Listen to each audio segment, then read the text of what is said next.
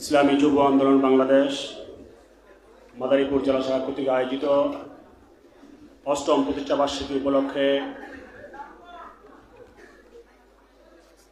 আজকের এই প্রতিষ্ঠা বার্ষিকী সমাবেশে সম্মানিত প্রধান অতিথি ইসলামী আন্দোলন বাংলাদেশের মহতারাম আমির, আমাদের প্রাণপ্রিয় রাহবার মুফতি সৈয়দ মোহাম্মদ রাজওয়াল করিম পীর সাহেব হুজুর চরমনাই, মঞ্চবিষ্ট আছেন বিশেষ অতিথি উপস্থিত আছেন ইসলামী আন্দোলন বাংলাদেশের কেন্দ্রীয় দপ্তর সম্পাদক, এককালে তুকুর ছাত্রনেতা মৌলানা লোকমান হোসেন জাফরি ভাই সহ কেন্দ্র নেতৃবৃন্দ, জেলা নেতৃবৃন্দ, বিভিন্ন থানা ওয়ার্ড ইউনিট থেকে আগত যুবক ভাইয়েরা, সবাইকে ইসলামী যুব আন্দোলন বাংলাদেশ কেন্দ্রীয় কমিটির পক্ষ থেকে আন্তরিক শুভেচ্ছা অভিনন্দন জানাচ্ছি।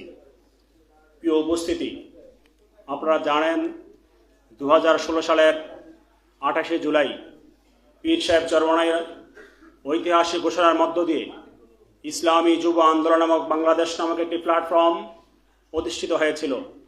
সেই 2016 সালের 28শে জুলাই থেকে নিয়ে আজকে 2024-এর 4 জুলাই দাঁড়িয়ে আছি। আমরা প্রায় দীর্ঘ 8 বৎসর এই যুব আন্দোলন অতিক্রম আমরা করেছি।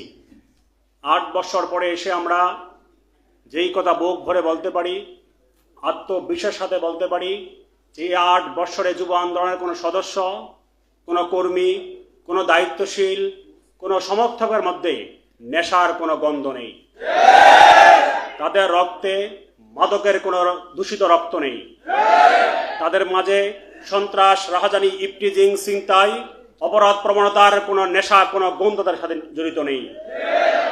এই 8 বৎসরে যুব আন্দোলন প্রমাণ করেছে যত নেশাখোর, পথ হারা, মদ হারা, ভিন্ন পন্থার যুবক ছিল, তাদেরকে দাওয়াত দিয়ে তাদেরকে নার্সিং সেন্টারের মাধ্যমে নার্সিং করে একজন আদর্শিক যুবক হিসাবে এই সমাজকে ইসলামী যুব আন্দোলন একজন যুবক উপহার দিয়েছে। আমরা বিশ্বাস করি ইসলামী যুব আন্দোলন বাংলাদেশ আদর্শ যুবক গড়ার কারিগর, একটি আদর্শ সমাজ প্রতিষ্ঠায়, একটি আদর্শ রাষ্ট্র প্রতিষ্ঠায়, একটি আদর্শ সমাজ বিনির্মাণে ইসলামী যুব আন্দোলন দেশ, জাতি, মাতৃকার জন্য কাজ করে যাচ্ছে। আমরা লক্ষ্য করছি স্বাধীনতার আজকে প্রায় 53-54 বছর চলছে। স্বাধীনতার এই 52-53 অতিক্রম করার পরেও আমরা যেই লক্ষ্য নিয়ে দেশ স্বাধীন করেছিলাম সেই লক্ষ্য আজ আমাদের অর্জিত হয়নি। আজকে স্বাধীনতার দীর্ঘ এই সময় পরে এসে আজকে বাংলাদেশ শিক্ষিত বেকারের যে বিশাল একটি সংখ্যা দাঁড়িয়ে আছে, বেকারের সংকটে আজকে বাংলাদেশ দাঁড়িয়ে আছে। আজকে বাংলাদেশ বহুমাত্রিক সংকটে আজকে বাংলাদেশকে দাঁড়ানো। আপনারা দেখেছেন গতকালকে ইসলামী আন্দোলন বাংলাদেশ ঢাকায় জাতীয় সংকট নিরসনে জাতীয় সংলাপ করেছিলেন। আজকে বাংলাদেশ বহুমাত্রিক সংকটের মধ্যে দাঁড়িয়ে আছে। তার কয়েকটি সংকট আপনাদেরকে স্মরণ করে দিচ্ছি। আজকে বাংলাদেশ বিদ্যুতের সংকটে দাঁড়িয়ে আছে, আজকে বিদ্যুৎ নেই। আজকে বাংলাদেশ গ্যাসের সংকটে দাঁড়িয়ে আছে, আজকে গ্যাস নেই। আজকে বাংলাদেশ বেকারত্বের অভিশাপের সংকটে দাঁড়িয়ে আছে। আজকের বাংলাদেশ রিজার্ভ খালি হয়ে গেছে, রিজার্ভের সংকটে দাঁড়িয়ে আছে। আজকের বাংলাদেশ এলসি করতে পারছে না ব্যবসায়ীরা, এলসি সংকটে আজকের বাংলাদেশ দাঁড়িয়ে আছে। আজকের বাংলাদেশ ভোটারহীন একটি সরকার দাঁড়িয়ে আছে, নির্বাচন ব্যবস্থার কবর রচনার এই সংকটে দাঁড়িয়ে আছে। আজকের বাংলাদেশ বহুমাত্রিক সংকটের মধ্যে নিমজ্জিত।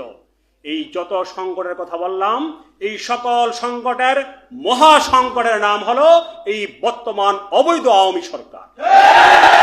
যদি আমরা এই সংকট থেকে উত্তোলন করতে চাই, এই দেশকে রক্ষা করতে চাই, এই দেশকে বাঁচাতে চাই, একজন যুবক হিসাবে, একজন দায়িত্বশীল সমাজের প্রতিনিধি হিসেবে আমাদেরকে এই অবৈধ সরকারের পতন ঘটনা পর্যন্ত ময়দান ছেড়ে যাওয়া যাবে না। কারণ এই বহুমাত্রিক সংকটের মূল কারণ এই আওয়ামী সরকার। আজকে আমরা দেখছি আমাদের মাননীয় প্রধানমন্ত্রী যে চুক্তি বা সমঝোতা করেছেন ভারতের সাথে, এই চুক্তি সমঝোতার মধ্য দিয়ে করিডোর তিনি দেওয়ার চেষ্টা করেছেন, যে ট্রানজিট দেওয়ার চেষ্টা করেছেন। আমাদের সামনে সিকিমের ইতিহাস হয়েছে, আমাদের সামনে হায়দ্রাবাদের ইতিহাস হয়েছে। আমি যদি আপনাদেরকে একটু হায়দ্রাবাদের ইতিহাস শোনাতে চাই, আপনাদেরকে আমি বলতে চাই যে হায়দ্রাবাদ আজকে ভারতের অংশ হয়ে গিয়েছে। সেই হায়দ্রাবাদ ব্রিটিশ আমলেও একটি সাম্রাজ্য ছিল, স্বাধীন সম্পূর্ণ সাম্রাজ্য ছিল। তাদের সেনাবাহিনী ছিল, তাদের আলাদা ভাষা ছিল, আলাদা মুদ্রা ছিল, আলাদা ভূখণ্ড ছিল, আলাদা শাসক ছিল, আলাদা সরকার ছিল। কিন্তু তারপরও ইতিহাসের গহনিতে আজকে সেই হায়দ্রাবাদ কিন্তু আজকে মানচিত্র থেকে হারিয়ে গিয়েছে।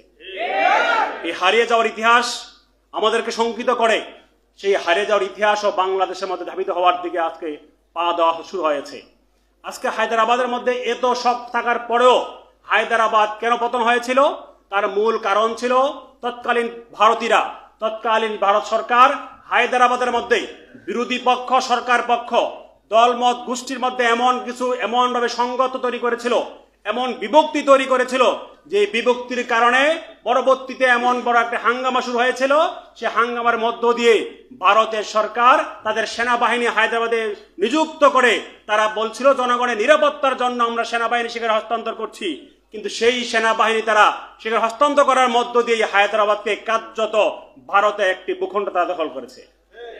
যদিও তারা স্বীকার করেনি, স্বীকার না করলেও আজ প্রমাণিত যে আজকে তারা সেটা করেছে। ঠিক বাংলাদেশের মধ্যে আজকে যে পরিস্থিতি তৈরি হয়েছে, আজকে বাংলাদেশের যেই বিরোধী দল সরকারি দল এবং বিভিন্ন রাজনৈতিক দলের সাথে আচরণ করা হচ্ছে, যেই ব্যবস্থা সরকার নিয়েছে, এতে একটি যুদ্ধ ভাব তৈরি হয়েছে আজকে সরকারি দল বিরোধী দলের মধ্যে।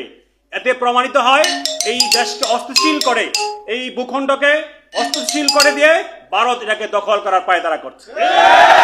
আর সেই পায়তারাতেই আমাদের প্রধানমন্ত্রী তিনি নাক গালিয়েছেন এবং তিনি সেখানে দস্তখত দিয়ে এসেছেন।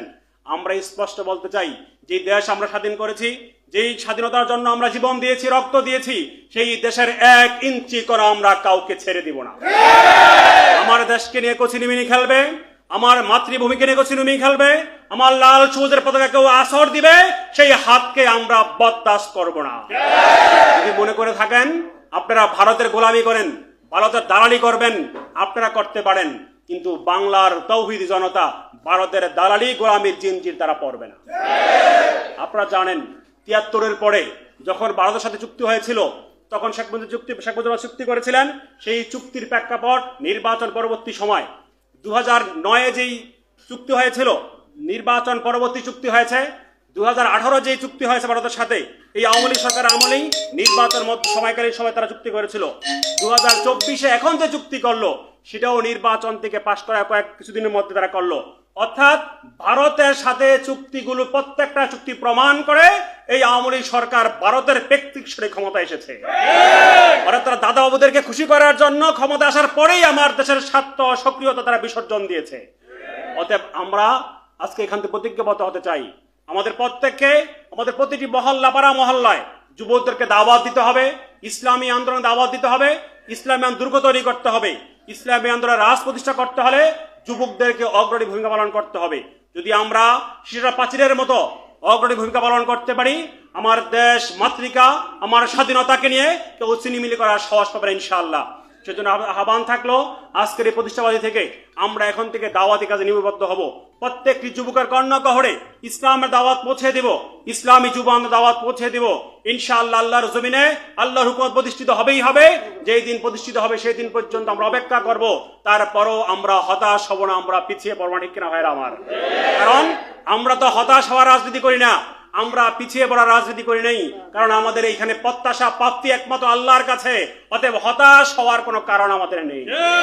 অতএব আমাদেরকে এগিয়ে যেতে হবে, আমাদেরকে সামনের দিকে পথ চলতে হবে। আল্লাহর জমিনে আল্লাহ দিন প্রতিষ্ঠার আন্দোলনে সকলকে অংশগ্রহণ করার আহ্বান জানিয়ে আমি আমার বক্তব্য শেষ করছি। ওয়া আখিরু দাওয়ানা আলহামদুলিল্লাহি রাব্বিল আলামিন।